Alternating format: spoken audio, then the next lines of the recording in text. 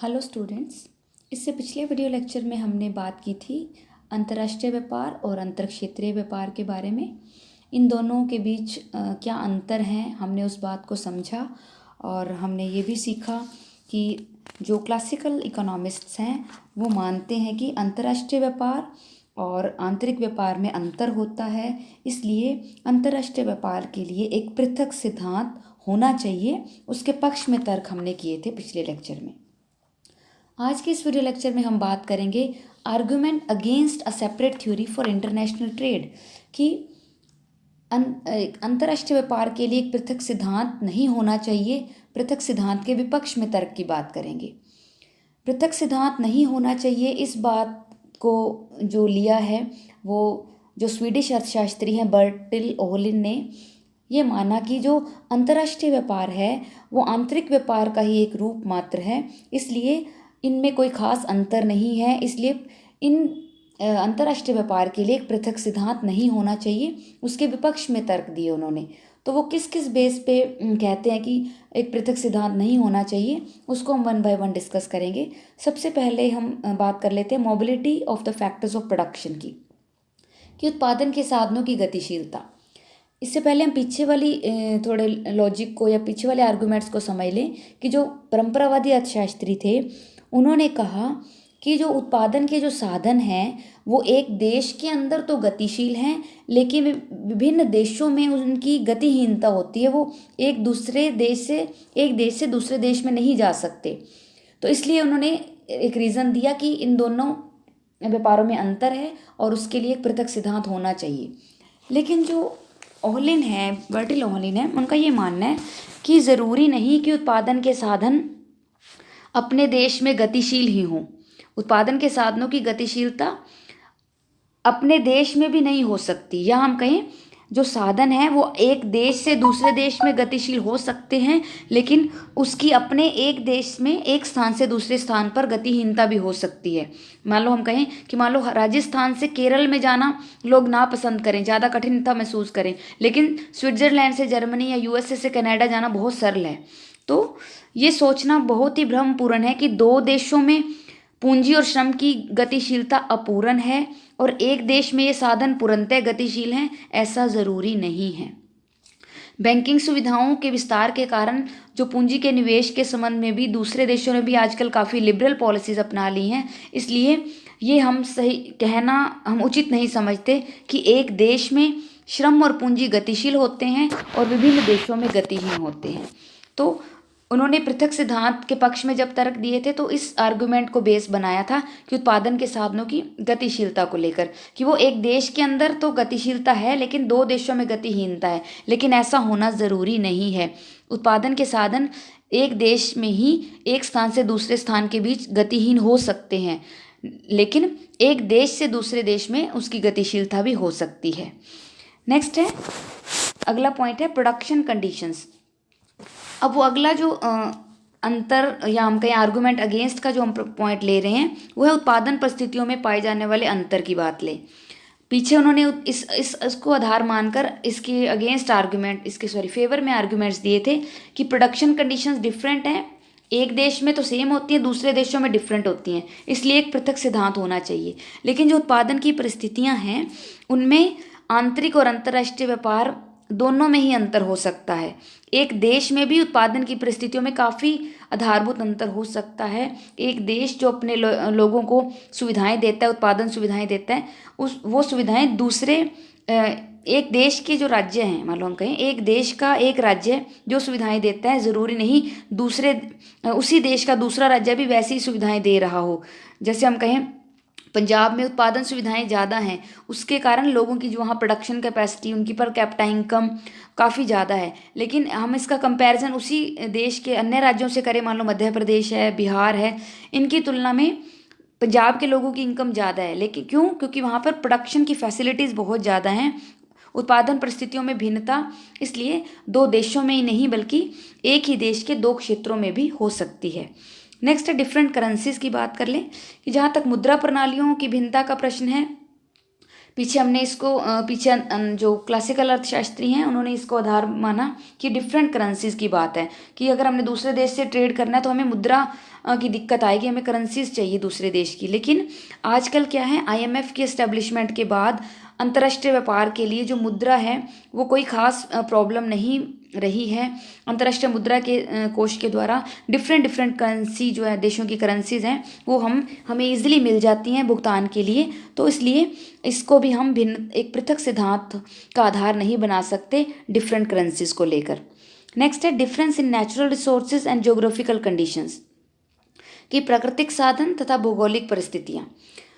विश्व के अगर हम बड़े बड़े देशों की बात करें, भारत, चीन, रूस, पहले हमने कहा कि डिफरेंट कंट्रीज़ में प्रोडक्शन परिस्थितियाँ भिन्न होती हैं। जैसे भारत की, रूस की, चीन की अलग अलग ज्योग्राफिकल कंडीशंस डिफरेंट है, नेचुरल रिसोर्सेज में भी डिफरेंस होगा। लेकिन ज़रूरी नहीं ये सिर्फ देशों में ही भिन्नता हो इनकी, एक ही देश के अलग अलग राज्यों में भी नेचुरल रिसोर्सेज की भिन्नता हो सकती है, ज्योग्राफिकल कंडीशंस की भिन्नता हो सकती है। कि जैसे हम भारत की बात करें कि भारत में जैसे बिहार है, उसमें कोयला की खानें बहुत ज़्यादा हैं। मध्य प्रदेश में अभ्रक ज़्यादा मिलता है, लेकिन पंजाब, हरियाणा, उत्तर प्रदेश में इस तरह के कोई खनिज पदार्थ नहीं मिलते। लेकिन वहाँ की मिट्टी बहुत ज़्यादा उपजाऊ है, तो वहाँ खेती बाड़ी ज़्यादा है। तो इसलिए यहाँ अब एक ही देश है, लेकिन उसके डिफरेंट डिफरेंट स्टेट्स में नेचुरल रिसोर्सेज की स्थितियाँ भी भिन्न हैं, जलवायु की परिस्थितियाँ भी भिन्न हैं। जैसे हम बात करें राजस्थान की जलवायु में सूखापन है, असम की जलवायु में नमी है। तो ज़रूरी नहीं कि ये भिन्नता दो देशों में ही हो, एक ही देश के विभिन्न क्षेत्रों में भी नेचुरल रिसोर्सेज की और ज्योग्राफिकल कंडीशंस की भिन्नता हो सकती है। नेक्स्ट है आयात और निर्यात पर प्रतिबंध।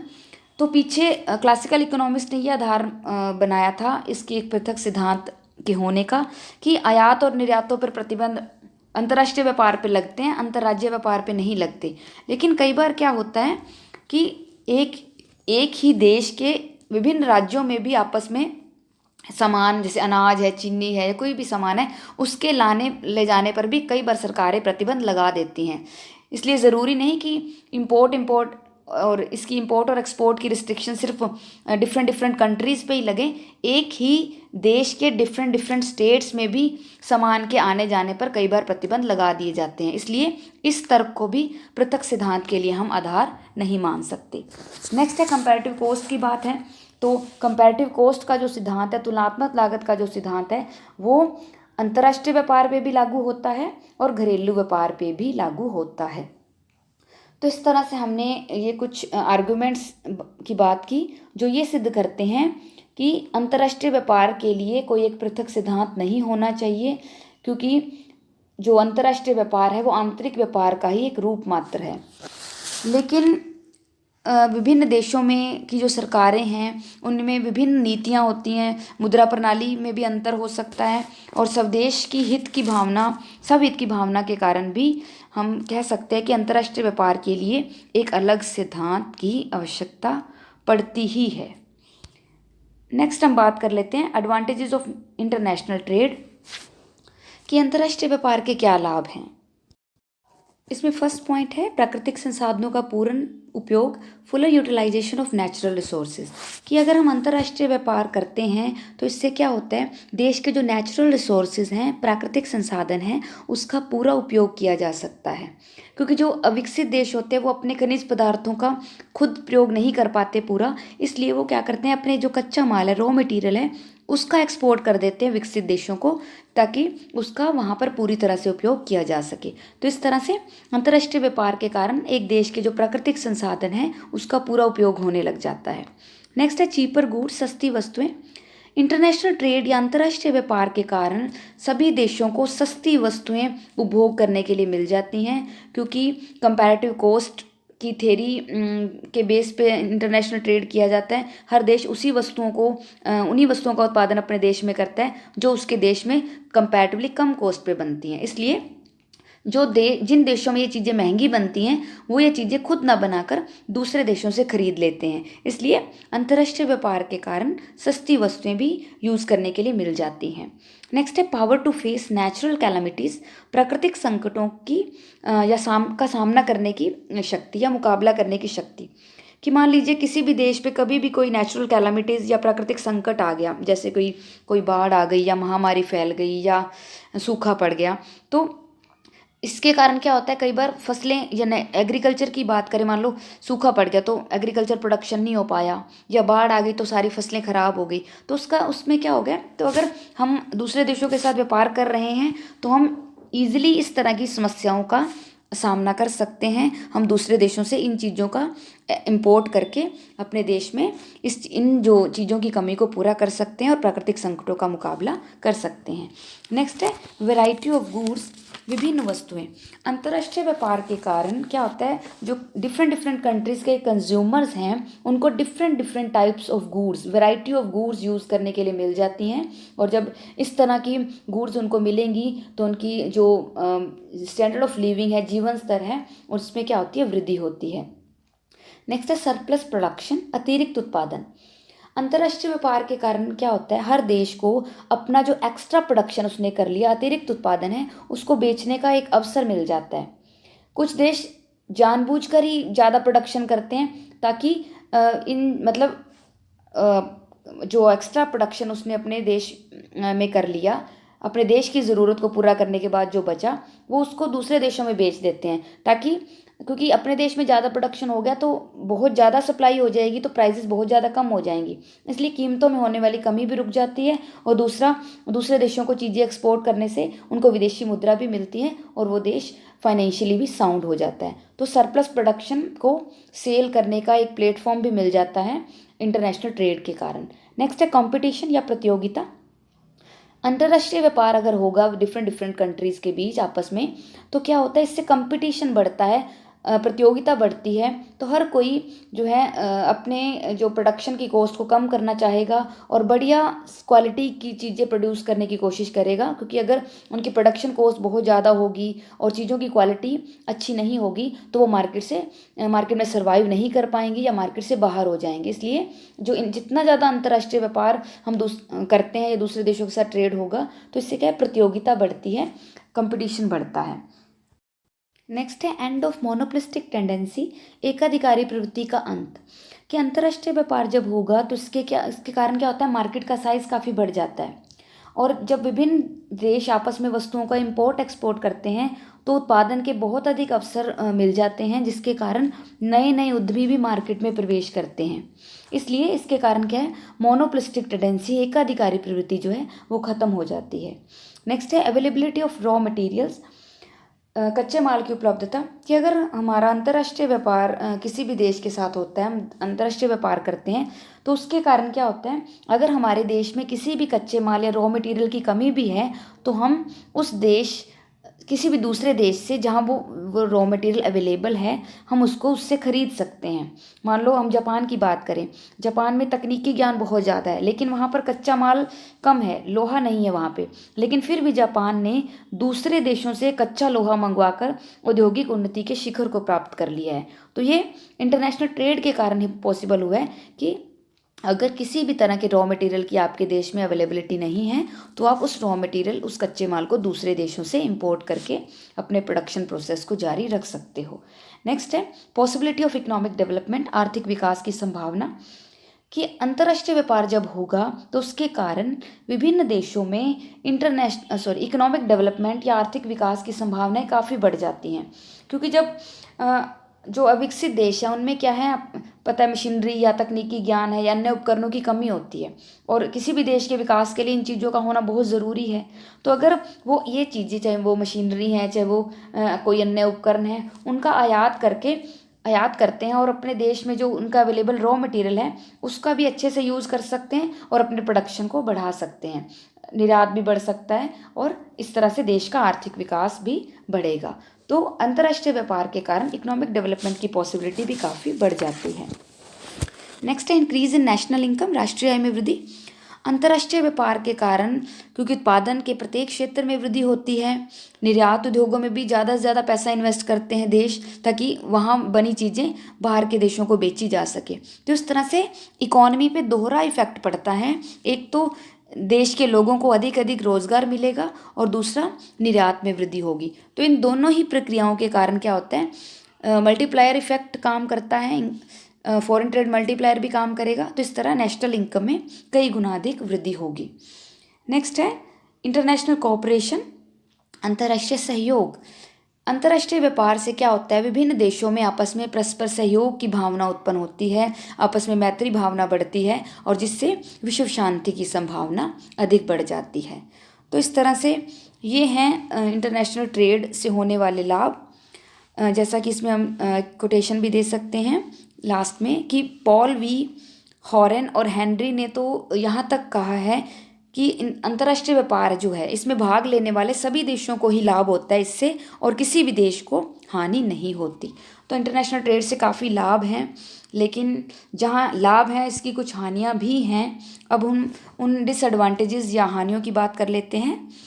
सबसे पहली हानि है, फर्स्ट है एग्जॉशन ऑफ नेचुरल रिसोर्सेज, प्राकृतिक संसाधनों की समाप्ति। जैसा कि अभी हमने पीछे इसके एडवांटेजेस की बात की कि अगर अंतर्राष्ट्रीय व्यापार होगा तो विभिन्न देशों में जो प्राकृतिक संसाधन है उसका सही तरीके से यूज़ होगा, ये बात भी ठीक है। लेकिन कई बार क्या होता है कि जब एक अविकसित देश है लगातार अपने कच्चे माल का निर्यात करता रहे तो हो सकता है वो नेचुरल रिसोर्सेज, वो प्राकृतिक संसाधन उसके देश में समाप्त हो जाएं, ख़त्म हो जाएं। तो इससे उस देश को दोहरी हानि होगी। एक तो उसने सस्ते दामों पर कच्चा माल निर्यात कर दिया और दूसरा हो सकता है उसको महंगे दामों पर निर्मित माल का आयात करना पड़े। तो इस तरह से प्राकृतिक संसाधनों की समाप्ति जब हो सकती है, समाप्ति की बात आती है, तो ये अंतर्राष्ट्रीय व्यापार का एक डिसएडवांटेज बन जाता है कि अगर वो नेचुरल रिसोर्सेज उस देश से ख़त्म हो गया तो काफ़ी दिक्कत की बात है। नेक्स्ट है पॉलिटिकल स्लेवरी, राजनीतिक दासता। अंतर्राष्ट्रीय व्यापार के कारण क्या होता है, कई बार राजनीतिक दासता तक की सिचुएशन आ सकती है। मतलब जैसे हम बात करें कि जैसे हमने कहा अंतर्राष्ट्रीय व्यापार है तो ज़रूरी नहीं हम सिर्फ वस्तुओं का ही आयात करते हैं। कई बार क्या होता है जो अलग विकसित देश हैं या विकासशील देश हैं वो धनी देशों से लोन भी ले लेते हैं, ऋण भी ले लेते हैं, और धीरे धीरे वो लोन लेने की उनकी टेंडेंसी इतनी ज़्यादा बढ़ जाती है, इतना ज़्यादा वो डेट जो ट्रैप में फंस जाते हैं कि जो विकसित देश हैं वो उनकी राजनीति में, उनके एडमिनिस्ट्रेशन में हस्तक्षेप करना शुरू कर देते हैं। तो इस तरह से पॉलिटिकल स्लेवरी की सिचुएशन भी आ सकती है, जैसे कि अंग्रेज़ों के टाइम में जब आई, जब जो 17वीं सदी में जब अंग्रेज भारत में आए तो व्यापारी बनकर थे, लेकिन वो यहाँ के ऑनर या स्वामी बन बैठे। तो इस तरह से पॉलिटिकल स्लेवरी की सिचुएशन भी आ सकती है। नेक्स्ट है फॉरेन कंपटीशन, विदेशी प्रतियोगिता। अंतर्राष्ट्रीय व्यापार के कारण क्या होता है, डिफरेंट कंट्रीज़ में, जैसे हमने पहले बात की, प्रतियोगिता काफ़ी बढ़ जाती है। और अगर हमारा घरेलू क्षेत्र बैकवर्ड है, पिछड़ा हुआ है, हो सकता है वो उस कंपटीशन का सामना ना कर पाए, तो वो उद्योग फिर बंद होने की कगार पे आ जाते हैं, पनप नहीं पाते। भारत की बात करें, भारत में कुटीर और लघु उद्योगों के पतन का यही मेन कारण है कि वो विदेशी प्रतियोगिता का सामना नहीं कर पाए। उनके जो प्रोडक्ट हैं वो फॉरेन मार्केट में जो प्रोडक्ट की क्वालिटी की बराबरी नहीं कर पाए, इसलिए ये उद्योग बंद होने की कगार पे आ गए हैं। तो विदेशी प्रतियोगिता का सामना ना कर पाना भी, या सामना ना कर पाने के कारण, कंपटीशन का सामना नहीं कर पाते तो घरेलू उद्योगों को काफ़ी इसका नुकसान पहुंचता है। तो ये डिसएडवांटेज है इंटरनेशनल ट्रेड का। नेक्स्ट है डंपिंग या राशिपातन। विकसित देश क्या करते हैं, निर्धन देशों की जो विदेशी मंडियां हैं उस पर अधिकार करने के लिए कई बार क्या है, लागत से कम कीमत पर ही वस्तुओं का निर्यात करने लग जाते हैं, और इस प्रोसेस को बोलते हैं डंपिंग। मतलब बहुत ही कम कीमत पर दूसरे देशों में चीज़ें बेचना, डंप करना। तो ये डंपिंग या राशिपातन कहलाता है। इसका भी हमारे देश के घरेलू उद्योगों को ही, जिस देश के साथ ट्रेड होता है उसको नुकसान पहुंचता है। उस देश के जो उद्योग हैं वो पनप नहीं पाते, क्योंकि और वो देश आर्थिक रूप से पिछड़ता चला जाता है। तो डंपिंग एक बहुत बड़ा नुकसान है इंटरनेशनल ट्रेड का। नेक्स्ट है इंटरनेशनल राइवलरी, अंतर्राष्ट्रीय द्वेष। अंतर्राष्ट्रीय व्यापार के कारण कई बार क्या होता है, आपस में अंतर्राष्ट्रीय द्वेष की भावना उत्पन्न हो जाती है, क्योंकि बहुत ज़्यादा कंपटीशन बढ़ जाता है। एक ही देश के साथ ट्रेड करने के लिए कई देश एफर्ट करते हैं कि हमारा इस देश से ट्रेड हो जाए, हमारा हो जाए। तो इस तरह से आपस में डिफरेंट कंट्रीज़ के बीच अंतर्राष्ट्रीय द्वेष की सिचुएशन भी आ सकती है कई बार। नेक्स्ट है इंक्रीज इन प्राइजेस, कीमतों में वृद्धि। कई बार क्या होता है, प्रोड्यूसर ये अधिक मतलब इनकम कमाने के चक्कर में, या सरकारें भी अधिक फॉरेन करेंसी कमाने के चक्कर में क्या होता है, कुछ आवश्यक वस्तुएं हमारे, हालांकि हमारे देश में कम है, फिर भी वो दूसरे देशों को एक्सपोर्ट कर देती हैं। तो एक्सपोर्ट करने का क्या रिजल्ट होगा, उन वस्तुओं की देश में कमी हो जाएगी, और कमी होगी तो उसका प्राइजेस पर इफेक्ट पड़ेगा, कीमतें बढ़ जाएंगी। तो इस तरह से कीमतें बढ़ने का नुकसान हमारे देश के लोगों को उठाना पड़ता है, उनके जीवन स्तर पर उसका बुरा प्रभाव पड़ता है, उनका स्टैंडर्ड ऑफ लिविंग गिर भी सकता है। नेक्स्ट है हार्मफुल इम्पोर्ट्स, हानिकारक आयात। कई बार इंटरनेशनल ट्रेड में कई बार जैसे बहुत ही हानिकारक चीज़ें जैसे कि नशीली दवाइयाँ हैं या अश्लील फिल्में हैं, तो इन चीज़ों का भी आयात किया जाता है, जिससे देश का जो हमारा यूथ है या उसके करेक्टर पर, उनकी हेल्थ पर उसका बुरा प्रभाव पड़ता है। नेक्स्ट है डिपेंडेंसी, निर्भरता। विदेशी व्यापार के कारण हमारी कई बार विदेशों जो गुड्स है इतनी ज़्यादा निर्भरता बढ़ जाती है, मान लो कि वो वस्तुएं हमें दूसरे देशों से सस्ती मिल रही हैं और बढ़िया क्वालिटी की थी, तो हमने वो चीज़ें अपने देश में बनाना बंद ही कर दिया। लेकिन हो सकता है कई बार हमारे उस देश के साथ रिलेशन अच्छे ना रहें, या युद्ध वगैरह की सिचुएशन आ जाए, तो वो देश हमारे देश को इंपोर्ट करना बंद कर दे चीज़ों का, तो उस देश को काफ़ी नुकसान उठाना पड़ता है इस निर्भरता का। तो कई बार इस निर्भरता के कारण कि हम अपने देश में वो चीज़ ना बनाकर दूसरे देशों से ही खरीदने लग जाते हैं, तो ये डिपेंडेंसी कई बार प्रॉब्लम क्रिएट कर सकती है। नेक्स्ट है लॉस टू एग्रीकल्चरल कंट्रीज़, कि अंतर्राष्ट्रीय व्यापार के कारण कृषि प्रधान देशों को सबसे ज़्यादा नुकसान होता है, क्योंकि कृषि प्रधान जो चीज़ें हैं उनकी जो मांग की कीमत लोच है, प्राइस इलास्टिसिटी ऑफ डिमांड होती है, वो काफ़ी कम होती है। तो उसके कारण कीमत के कम होने पर भी मांग में कोई ज़्यादा खास वृद्धि नहीं हो पाती, क्योंकि कृषि में घटते प्रतिफल का नियम जल्दी लागू हो जाता है। इसलिए आयात की जाने वाली, लेकिन जो आयात करते हैं निर्मित वस्तुएं, उनकी मांग की कीमत लोच काफ़ी अधिक होती है, और उन पर क्योंकि बढ़ते प्रतिफल का नियम लागू होता है, इसलिए अंतर्राष्ट्रीय व्यापार में कृषि प्रधान देशों को नुकसान होता है। नेक्स्ट है ओवर प्रोडक्शन, अति उत्पादन, कि कई बार क्या होता है, अधिक निर्यात करके विदेशी विनिमय कमाने के लालच में क्या कर देते हैं, हम वस्तुओं का ज़्यादा उत्पादन करने लग जाते हैं। और कई बार मान लो पहले तो दूसरे देश हमारे देश से वो चीज़ें खरीदते थे, हो सकता है विदेशों में हमारी चीज़ की मांग अचानक से गिर जाए, तो हम ये सिचुएशन हमारे देश में अति उत्पादन की स्थिति पैदा कर सकती है, और जिसके कारण देश में मंदी की लहर फैल सकती है, बेरोजगारी बढ़ सकती है। तो इस चीज़ का भी नुकसान हो सकता है कि अगर हम बहुत ज़्यादा प्रोडक्शन करके बैठ गए और विदेशों ने हमारी वो चीज़ें खरीदना एकदम से बंद कर दिया, तो इसका नुकसान देश की घरेलू अर्थव्यवस्था को काफ़ी हो जाता है। नेक्स्ट है असंतुलित विकास, लोप साइडेड डेवलपमेंट, कि अंतर्राष्ट्रीय व्यापार के कारण क्या होता है, एक देश केवल उन्हीं वस्तुओं को ज़्यादा उत्पादन करता है जिसमें उसको ज़्यादा से ज़्यादा प्रॉफिट होते हैं, या जो कम से कम कॉस्ट पे बनती हैं। तो इस तरह से क्या होगा, डिफरेंट टाइप, विविध प्रकार के उद्योगों का देश में विकास नहीं हो पाता, सिर्फ कुछ तरह के उद्योग डेवलप हो जाते हैं। तो इस तरह से एक तरह उस देश में दोहरी अर्थव्यवस्था बन जाती है, कि इसलिए देश का संतुलित विकास नहीं हो पाता, उस देश का विकास असंतुलित हो जाता है। तो इस तरह से हमने देखा कि अंतर्राष्ट्रीय व्यापार के लाभ और हानियाँ दोनों